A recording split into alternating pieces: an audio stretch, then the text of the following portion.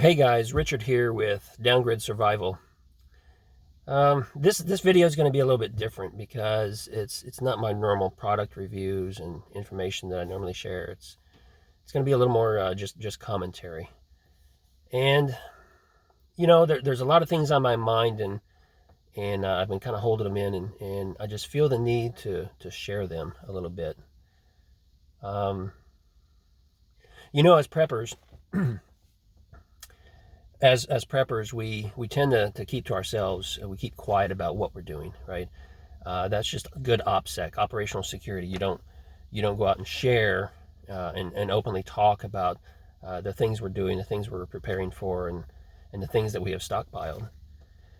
And I just think that makes good sense to do that, and I'll touch on that again in just a moment.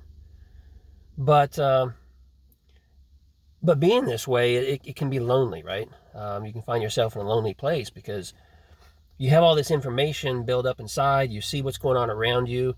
You see, looking into the future just a little bit, and you're seeing what's coming, and you just want to get out and tell everyone you know, right? You just want to get out and share with everyone what's going on in the world and what you're doing to prepare and how they should be preparing. But you got to be real careful doing that. And that's what makes it kind of lonely, because you find yourself just kind of keeping all this stuff inside and not sharing it because it is a risk. And that's the basis of this video, because it's been on my mind a lot, and that is the risk of being a prepper and the biggest threat that we face as a prepper. And most of you know this already because you've been doing this a while, but there's a lot of people that are brand new into prepping. I mean, every day there's just more and more people that are starting to get it, and they're starting to prep. And so this is largely for you. But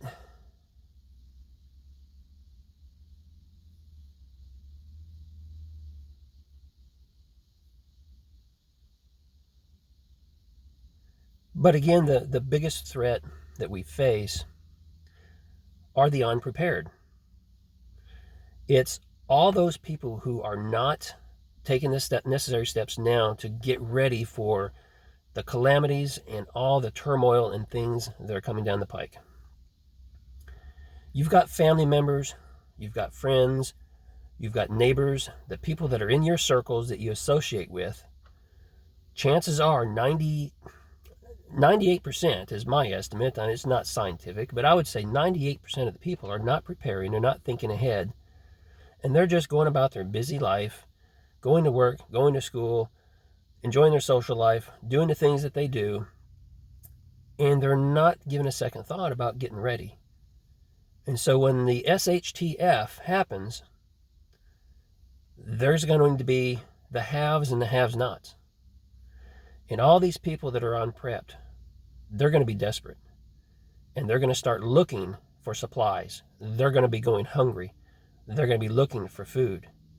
And you as a prepper, if you have these supplies, you have food, you become a target.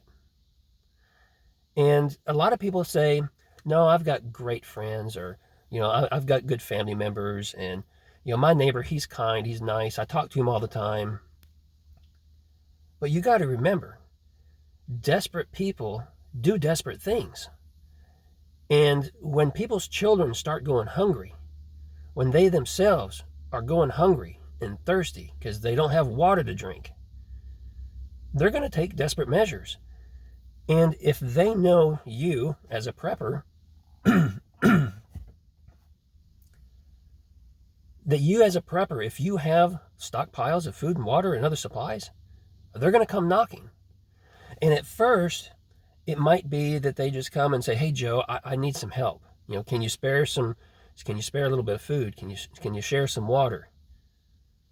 And you're going to want to say, sure, Joe, let me help you out. Let me give you a little bit.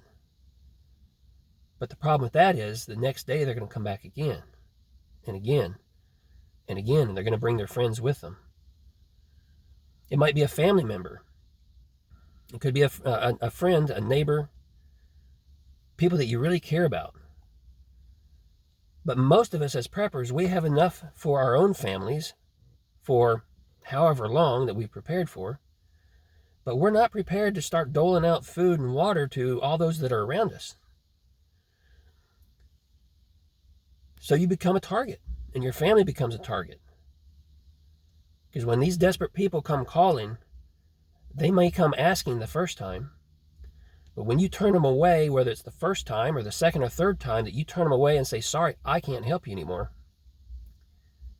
next time they're going to come back, and they might bring their friends, and they're going to be getting aggressive, and they're going to bring their weapons, and they're going to come with the aim that they're going to take what they need to take to survive. So my advice to you, and I see this on social media all the time, okay? People out there talking about their preps, talking about what they're doing. I do it. I have a YouTube channel, but I take steps to try to be careful about who knows about my YouTube channel and the things that I share in my YouTube channel. But I see people openly talking about it online, and their friends and family that they're connected with online are likely seeing this information and seeing their posts, and they know that they're stockpiling food and supplies, and it just makes them and their family a target. So don't do it.